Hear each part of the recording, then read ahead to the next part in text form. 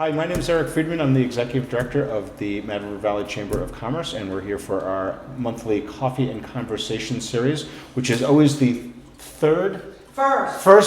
right, on the first Tuesday of near every month. So we have a guest in each time and have a conversation about something that's going on in the Valley. And today we have Ross Saxton, who is a relatively new Executive Director for the Mad River Path Association. You started how long ago, Ross? 4 months. 4 months, that's relatively that's new. pretty new.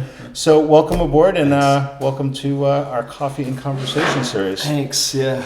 So tell us a little bit about how you've lived in town for a number of years. Yeah, about 4 years. Right, and so how did you end up on your journey here?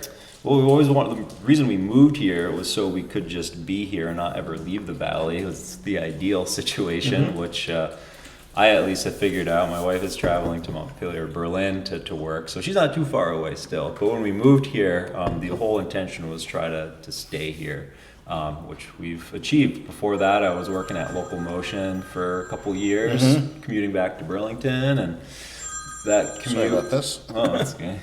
I should probably turn mine off too. Yeah, right. So yeah, the commute to Burlington was fine. Got to see the progression of the seasons happening between Burlington and the Valley, which was always kind of cool at different times of the year.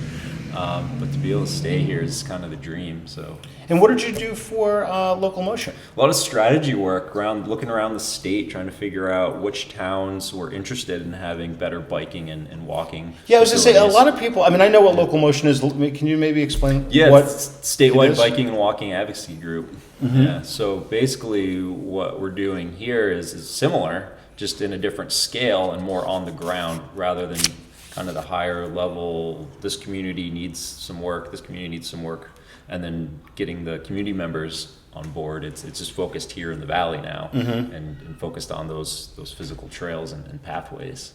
So how have the first few months gone? It's been fun. Yeah? Yeah, I met more people in the last 4 months here in the Valley than I did in the last 4 years of living here. Well, that's good. Which is great, yeah. Yeah, and I'm always blown away by how awesome the people here are in the Valley.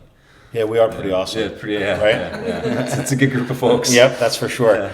So tell us a little bit about the path. Because I think there's it's funny, I think it's changed a lot over the years, and maybe give a little bit of background on the history of it and how we've gotten to where we are today. Yeah, so the Path as an organization is almost as old as I am. It's about 30 years old, and the whole mission from day one has been connecting Moortown to Warren with one continuous pathway, and we're getting there. Over the years, there's different segments that have been built with permanent easements and temporary trail easements. The goal is always to have a permanent easement so the trail is there in perpetuity and it can't go away. So that's still our main mission of connecting all the towns. But what we've done since, and recently the board made a decision to expand it a little bit. Now we're working our way up into the hillsides a little bit with some new trails. Yeah, and even thinking big, like how can we connect downtown Waitsfield on the path up to the Long Trail up through Mad River Glen, for example, so you can stay on the trail all the way through, which would be a really cool thing for the Valley to have. So when I don't think we'll ever necessarily be done. We'll have that main connection eventually, and then we'll always be tweaking and adjusting and getting new loops in, so the trail economy here is strong. So how is the Mad River Path funded? A lot of different ways. So we rely a lot on the business community. We have a super generous business community. So we have over 100 businesses within the Valley and a little bit beyond too, who are donating cash or prizes for our silent auction at the Mad Dash, for example, and time too. We have hours and hours of time from business owners who donate efforts for our work. So that's one thing. We rely a lot on individuals for our operational support too. So we have a database about 600 people who've donated to us in the past over the years.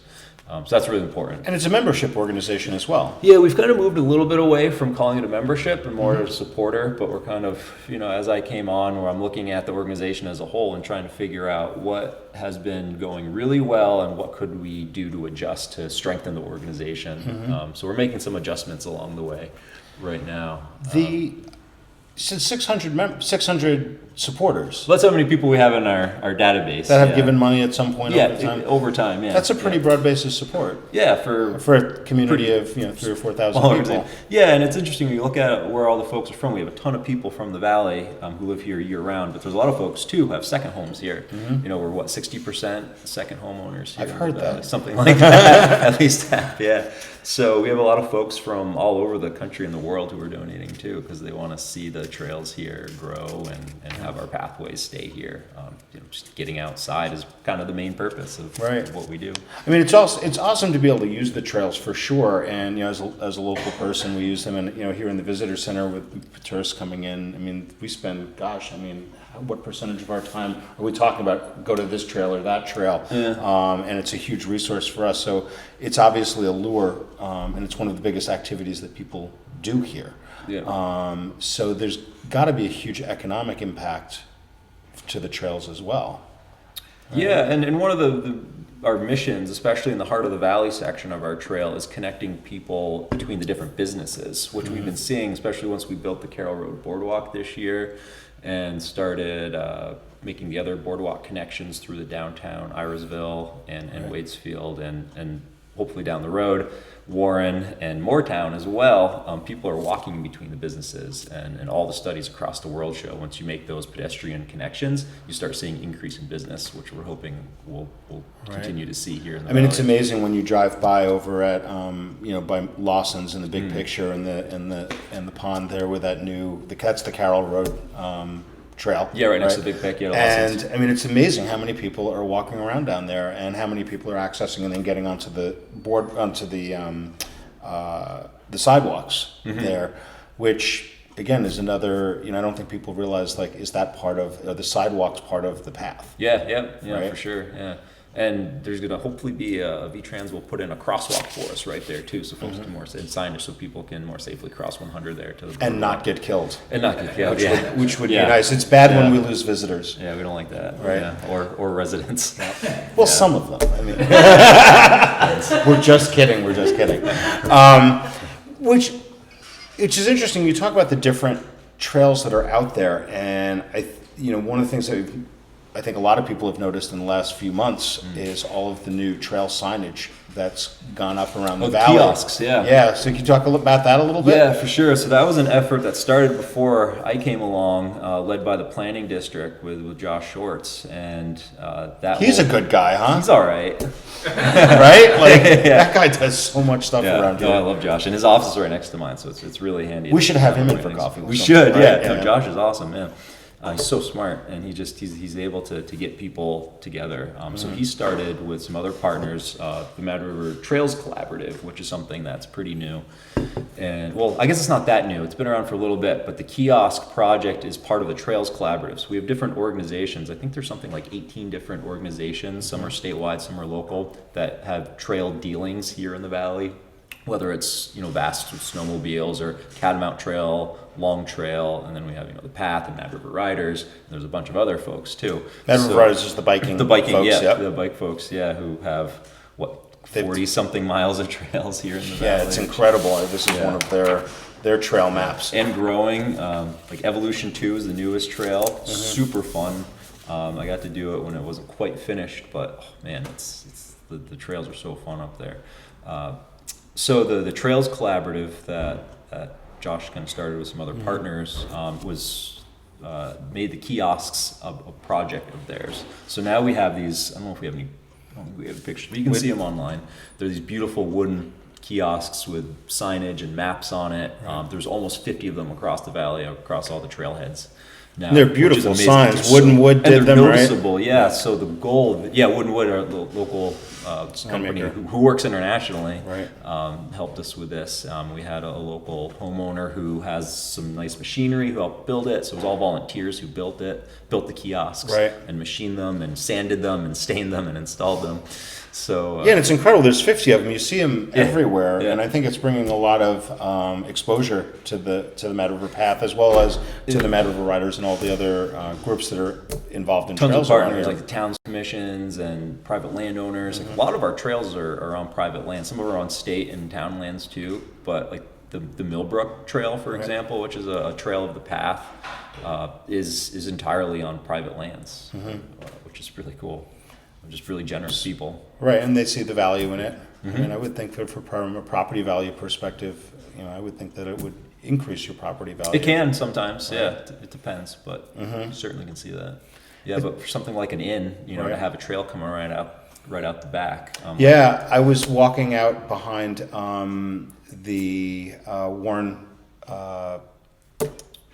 Warren Falls Inn. Oh, was it the Lodge? Warren Lodge? Warren Lodge, I'm sorry, not Warren yeah. Falls, Warren Lodge, Yeah. down by the access road. And I didn't realize, how beautiful their backyard is and how they incorporated it into the path. And there's a bridge back there. Yeah, it's gorgeous. And you keep walking up to Riverside Park, and Yeah. it's a remarkable place. And when I was just checking things out, I was, there were visitors that were staying at the lodge, and they were totally blown away by like this incredible, resource that I don't think people realize exists, and it's right off the side of the road. But I think these kiosks are really adding a lot to it for sure. Yeah, they're pretty big improvement for a trail system. And one of the things I was really psyched to see is the fact that all of these groups came together under the banner of using that logo, which was something that the chamber came up with as a gift to the community 15 years ago to encourage utilization of the brand, the Mad River Valley brand, and to see all of these groups come together and put aside their own egos and their own needs and their own logos and all of that to do it under this for the good of the greater community is really a remarkable thing if you really think about it, because there's a lot of reason not to do that. And all of these groups saw the value in it. So I'm really psyched to hear about that, because I was involved when this thing was created a long time ago, and to see it being utilized is awesome. Fortunately it was updated a couple of years ago, made a little more modern a couple of years ago, back from the dark ages. But it's nice to see that it's being utilized, and on the other end of it, the visitors are noticing it now, right? They're making the connection, which is really cool. So, where is the Mad River Path going in the future? I mean, I know that the strategic plan was done about 5 years ago, and that I was looking at it online. It's really impressive if you go to madriverpath.org, right? There's strategic plans on there. It's a very, very good website. There's a lot of information. The maps are all there. But it's a very transparent organization. And I was really impressed at the amount of information that's on there, and it's clearly a volunteer-driven organization, and people, gets people involved, which is really cool. Yeah, it's me and a trails manager, and otherwise it's like close to 100 different volunteers between our board and just. So you're herding the cats. Yeah, they're pretty talented cats, though. I gotta say, it's. The board is amazing. Some folks have been on there for 15, 20 plus years. I mean, look at folks like Charlie Hosford, who's out there when it's 100 degrees building boardwalks. I mean, he literally single-handedly built that Carroll Road boardwalk. Yeah, that's what we call a Hosford Highway. I haven't heard that one. That's great. Yeah, it's good. Yeah, but the whole board is incredible, and it's really excited to make this happen. The steam has not let off for a number of years. No, and what's interesting, I've been around for a while, and I've noticed over the years that the board and the volunteers are pretty consistent. There's not a lot of burnout. I mean, they've been there for a long time, and there's new people coming in, which is amazing that they're not. The fact that they're not burning out means that there's a lot of energy in the organization, and it's a broad base of support, so people feel like it's not just up to them. So that's good management. So yeah, and then getting volunteers out to help us build the trails. You asked how we fund ourselves. One of the ways is by not spending money. So you having a bunch of volunteers out there helping us build the boardwalks and the bridges and the trails, which is important. Or the Mad Dash, that's all volunteer driven. Right. I can't take much credit for that. We had possibly the most profitable dash that we've ever had this year, with over 500 people coming. It was a busy weekend for the Valley. I don't know who was here at the farmers market and whatnot, but it was nuts. Yeah, and that's on Labor Day weekend, right? Columbus Day weekend. Columbus Day. I'm sorry. Right. Yeah, it was on that. I'm always bad with those fall holidays. Yeah, so it was an awesome day, and we had a ton of people there, but all volunteer driven. But when we do rely on some grants from the state, some private foundation sources, the local recreation district, and then other grants we rely on for some of the maintenance and the building of new trails. All right. So in terms of maps, I noticed on the website there's a lot of maps for each of the segments of the trail. And then this guy has been out there for a while. Yep. But yeah, this isn't different. super accurate anymore, but we're doing something new, right? We're not going to Right. do this. We are doing this now, right? Yeah. Yeah, So, want to talk about this initiative? yeah, this Can you hold was. that out front? Sure. Yeah. Oh yeah, so that's a part of the work with the Trails Collaborative. Josh leading us with some other partners, and this is a comprehensive map of all the trails in the Mad River Valley. Which is So it's not just, so it includes the Mad River Path and all. It includes the path and everything that the riders does, Right, and everything that the the Vast riders- and the Long Trail and some others too. So it's a pretty comprehensive map. Yeah, and see like the trails behind Harwood are on there. And Yeah, and it's a waterproof map too. It's really nice. You can actually purchase this map now at some of the local stores. Or right here at your Or Chamber Or of at the Commerce chamber. Visitor Center. Yeah, right there you go. Yeah. Or we can bother Yeah. you and Joshua in your office too, right? Sure. Yep. Yeah. Or the Village Grocery, I believe, has them as well. I think But- Clearwater Sports has it too. Yeah. So, but I heard something interesting is afoot Yeah. about the map. Tell us about Oh, that. for sure. So we're working with Trail Finder, which has been around for a while. Actually, Local Motion started Trail Finder years ago, and now it's been adopted by the state kind of as our online digital trails resource. Yeah. So that website has been around for a little bit, but they're doing a complete renovation of that website that they're working on. Hopefully it's going to be done by the end of the year. And that's going to be embedded into, we're actually putting together a new website too by early next year. For Mad River Mad River Path. Path, yeah. So we'll have our trail segments on our website embedded from the Trail Finder website. Right. So Trail Finder is this really comprehensive website that has all the trails. It essentially lets you across- find trails. Yeah, exactly. Yes. Yeah, it's a pretty good name. Yep. Yeah. And so basically everything that's on here is going to be on. You can find digitally, yeah. So you And- can walk around and on with your phone if you want to do that. If you get lost out there, and you can find it. But then you lose your battery. The paper's good. Paper's good. Yeah, you can bring this out. I mean, the with you. GPS is nice, but the MAP, not a bad tool. yeah, Right? yeah. Or if you want to do pre-planning at home on your computer too, that's another great thing about the online. That pre-planning prevents a lot of deaths. Yeah, It really does out there, right? Yeah, just confusion. But that's going to be really good to have all of that information online for Oh, yeah. all of, because again, it's, how many people come in here for us to be able to, here's your phone. And the Mad River Chamber is working with Joshua and the Planning District and the Mad River Path Association to that madrivervalley.com/trails will be kind of the comprehensive landing page for trails in the valley, and then we can direct it out to the different organizations as well, and to the Mad River Riders and to the Path and to the Long Trail and Catamount Trail and Vast and all of those other trails that are on there. And again, it's really a testament the fact that everyone has come together to put everything on one map. I mean, this is, I've worked in the tourism business here for over 25 years, and this is something that is not a small accomplishment, and it's really impressive. And we really appreciate what the Path has done, because so much of this is the Path. It's cool to see what's been done, and it's even more exciting for me to see the potential. We were out walking around for a couple hours yesterday in between two pretty well-used sections right now, and trying to figure out how to make those connected for. I think we mapped like almost 2 miles of a connection yesterday. It's just a matter of now working with the landowners and trying to get permission to build a path through this section. It's this beautiful section that like trails are kind of almost there already. So if we can make it happen, just one bit at a time, we're going to connect it over pretty soon, I hope. Yeah, and I think when people start seeing this, I mean, one of the things when you start looking at this is you see how close we are, really, in a lot of ways, and I think that just having that visually will encourage people maybe to make it help make it happen. Yeah, and there's a lot of collaboration, like as you mentioned, that's happening, and that's my intention, is to improve and increase that collaboration among the trail partners out here, so we can get things done more effectively and more efficiently too. So we're not all working in our own little vacuums. Right, exactly. It was really interesting. I had a great conversation with John Atkinson from the Maverick Riders, and he reminded me, it's like, it's really important that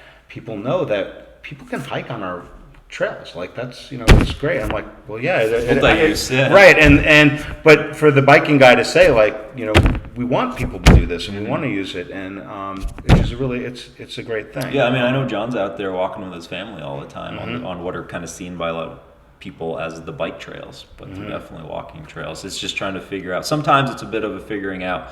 There's a little bit of a conflict between people on mountain bikes, which I'm a big mountain biker, flying down a trail and a family walking up. So there's that little bit of thing that we need to try not to hit the children, right? Figure out, yeah, and then there's some etiquette involved in education. But overall, yeah, all these trails are for anyone who wants to get out there and walk or bike or whatever. Yeah, one of the interesting things that I was thinking about this too is like, the trail's a little disjointed and it's sometimes a little difficult to find and discover. The trail kiosks really help a lot, for sure. And then the wayfinding is also is a work in progress as well. Yeah. But I thought it really reflects the community as well, in that while Stowe has their nice paved path, we have something that's different, and not it's different, and I think it reflects what this community is about. It's a little more. A little more exploration is needed. It's not so in your face. It's a little less commercial. There's a lot of things about it that I think are really appealing. Like I said, reflect what this community is all about.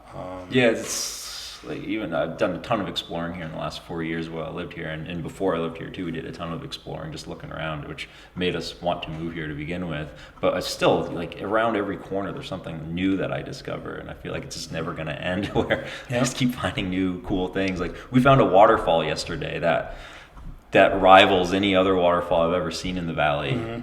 And it's just, you can't access it right now. But if we can bring the path through it, there's another destination. It's like this incredible waterfall that no one, except for maybe a handful of people, know about. Right. So if we can bring people to those sites, it's going to motivate people to get more outside and come here. Yeah, and it's also utilizing stuff that's already there. I mean, in Moortown, we have really nice sidewalks in Moortown. Oh, yeah. And, being able to go down there, and we send visitors down. A lot of people want to go to Warren Falls, and they've heard about, that, or Moss Glen Falls, or things like that. But when I send people to, like, Moortown Gorge, and, no one sends anyone to Moortown Gorge, and people actually come back and like, oh my God, that place is so beautiful. Moortown is sweet. I love Moortown. And it's not as crowded, and my neighbors are going to be yelling at me that I'm like giving away all the secrets of Moortown, but it really is. It's an amazing scenery, and the resource is already there. So if we can add into those, and it would be so easy to connect to the trails up in up behind Harwood, and it keeps going all the way, and and I think one of the things that people always keep forgetting is VAST.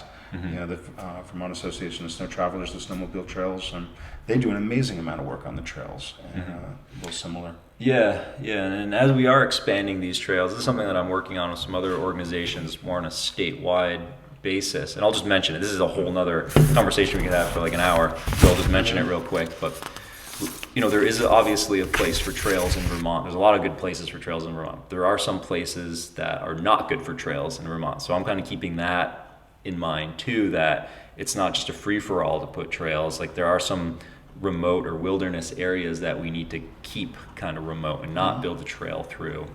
So we're keeping that in mind. I'm keeping that in mind as we consider where there are new places, because there's a lot of other activities that we need to balance, like hunting and fishing, where if you build a trail through the middle of some place that's great for hunting, all of a sudden it's not great for hunting anymore. And then we have a wildlife issue where there's maybe too many deer in spots, which is actually starting to happen, or deer are becoming nocturnal, and people who want to hunt them to get that local food aren't able to get them because they're only coming out at night because of all the day activity. So there's a balance. Yeah, and you're an outdoorsman too, so you're doing that kind of stuff. You're a hunting fishing guy, and so that to have someone in your position that has an interest in that, I think is really a valuable thing, which is cool. Yeah. And native Vermonter too, right? Yeah. And went to UVM, so I mean, we've moved to a couple other spots to get some national perspective on things, but it keeps drawing us back. So can't leave.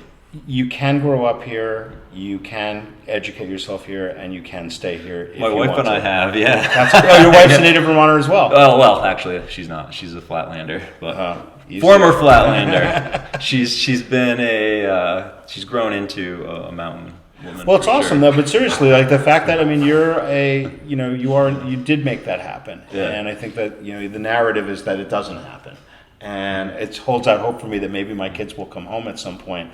But it is nice to see. But one of the things I've noticed in this job, because I started as executive director of the chamber about the same time that you started at the Metaver Path. And one of the things that I've noticed is that there's really a lot of younger people that are investing in this community and starting businesses, and it's cool. And It's a good spot to be. yeah, and we need it. It's really, really important because a lot of us are going to die really soon. So it's important. So. But I really appreciate you coming. We have some folks here from the community, and does anyone have any questions for Ross? I have a question. Yeah, Peter. So This is Peter McLaren from the West Hill House. thank you, right? And board chair. And For chair. Okay. In terms of connecting the path, what do you see as the biggest challenge that you're addressing, and how can the community help address that challenge? I mean, it's more than money, right? It's other challenges. So interested in your perspective on how we can help. Yeah, the biggest challenge is landowner permission. You know, if we just had free reign on where we could put the path, it would have been done 28 years ago. You know, just would have been a matter of building it. Not everyone is interested in having a path or a trail run through their yard.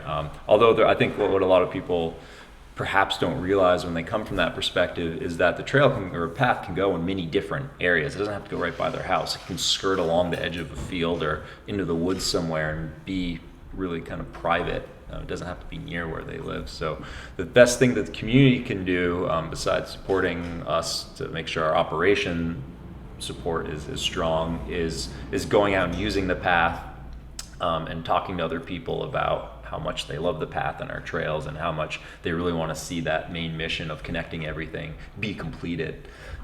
So just word of mouth and getting out there and using the paths and the trails, and then if they know a landowner who might be interested, letting us know and talking to that landowner too is really important. Yeah. Thanks. Yeah, for sure. Hopefully that answers. I have a question. Name's Dave Smith. Capture video storytelling is my business. I'm familiar with certain segments of the path, and I use them a lot. They're wonderful. But I don't really have a sense of what that goal of the main path, how it connects these two communities, and particularly how it incorporates Facein. Like, what is kind of the rough guide or the rough sort of goal of how that path is going to go? If you picture the path of the river, essentially following the river is the ideal way that we go. You know, we'll be in floodplains here and there, and we had a culvert washout the other day because it's on the river when it flooded over. But that's kind of a part of it. But if you can picture where the river goes, the path going not too far away from it all the way down is the best way to picture it. And then Including the Millbrook. Including Millbrook. Going upward 17. Yep, going along the Millbrook and then kind of up into the hill from that. But then, you asked about Facein too. There's trails going up into Facein and making connections. We hopefully in the next year or two we'll have some connections from downtown going up into some existing trails that are up in Facein, and then potentially some new trails that connect to other existing trails too. So having that downtown connection, to use Blueberry Lake as an example, it's an amazing resource and it brings a lot of money into the region. I think the economic study was something like 1.7 million or something like that in economic revenue just from the Blueberry Lake Trail system there on, I think it's U.S. Forest Service land. And if we can replicate that in downtown, I think we can expand on that economic opportunity, because people aren't just coming here and parking Blueberry Lake and then potentially leaving, but people are going to be right here parking sort of kind of in the middle of all the business amenities, and might be more willing to be at Lawson's or They're definitely going to need a beer after the walk, right? Or coffee over at Three Mountain or Mad Taco, go to Huron's or wherever. So having it all down. A collaborative brewing company is opening up, and they're going to have another one. So there's going to be more places to slake our thirst, right? Yeah, right there next to Taste Place, and Taste Place obviously is a great spot too. So and it's all connected too. You can park, to be determined where everyone's going to park, but you're all going to be able to be connected via the boardwalk and the path system that's already going in. Yeah, and the bus service as well. Yeah, which I think they're planning some improvements around the bus service too, especially in between Sugarbush and downtown, and maybe MRG too. I'm not sure. Yep. But yeah, and the other thing I'll mention real quick, but this is another whole conversation that we could get into, but I'll just mention it, is how I want to expand the mission to kind of the second step of engaging people with the outdoors. So the path has been doing an amazing job of getting people outside on paths and trails and engaging with nature and the outdoors in a very effective and meaningful way.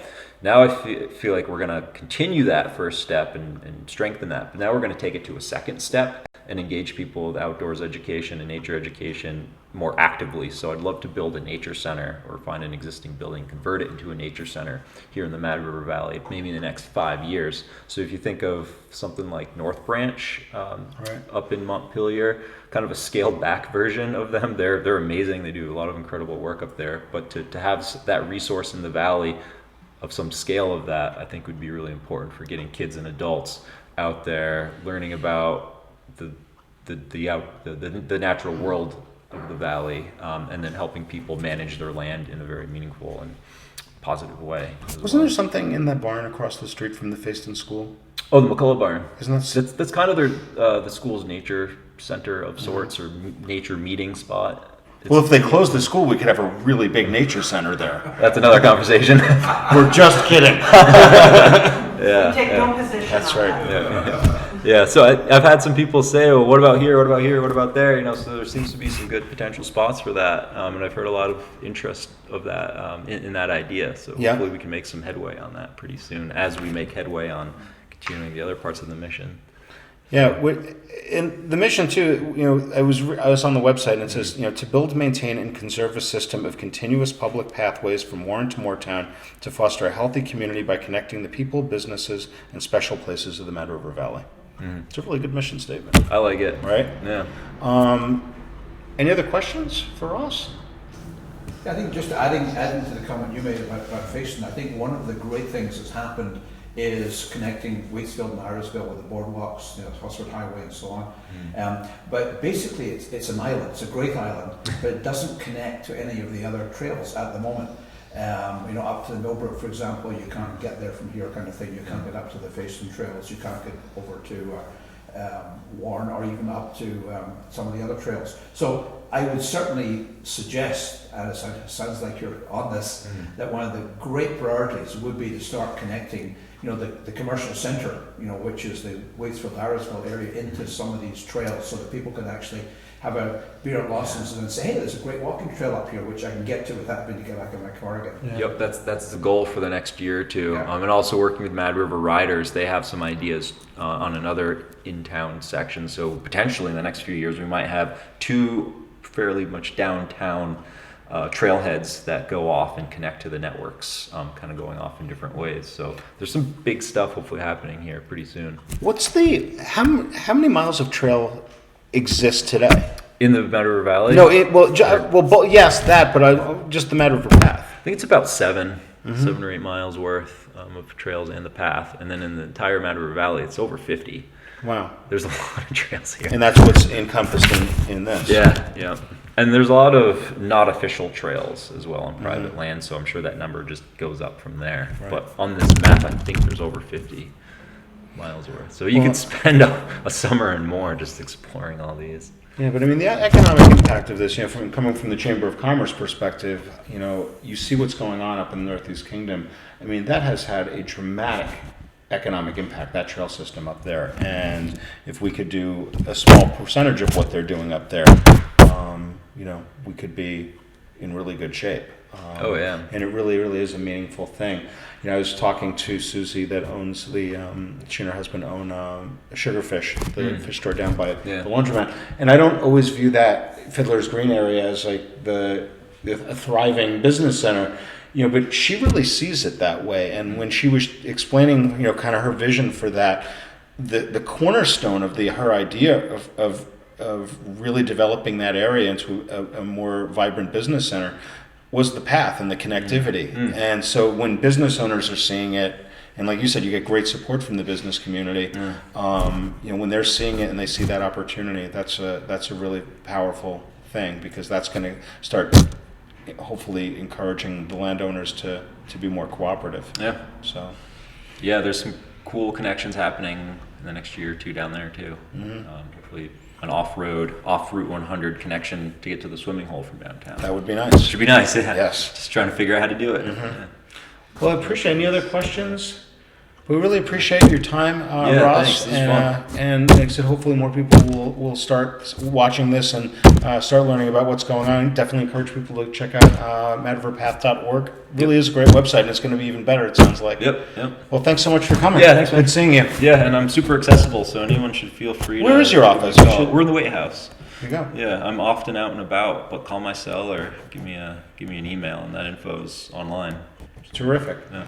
Thanks so much. Thanks, Ross. Cool. Thanks.